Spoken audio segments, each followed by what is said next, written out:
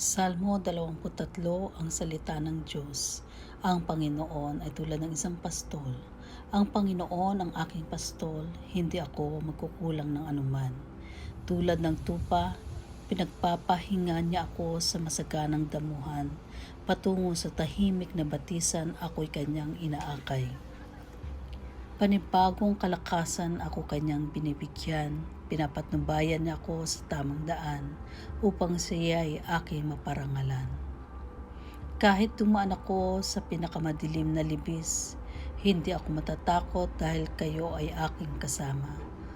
Ang dala niyong pamalo ang sa akin ay nag-iingat. Ang inyo namang tungkod ang gumagabay ay nagpapagaan sa aking kalooban. Ipinaghanda niyo ako ng piking sa harap ng aking mga kaaway. Pinahiran niyo ng langis ang aking ulo. Tanda ng iyong pagtanggap at parangal sa akin.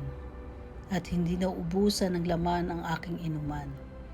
Tiyak ng pag-ibig at kabutihan niyo ay mapapasa akin habang ako'y nabubuhay at titira ko sa bahay niyo, Panginoon, magpakailanman.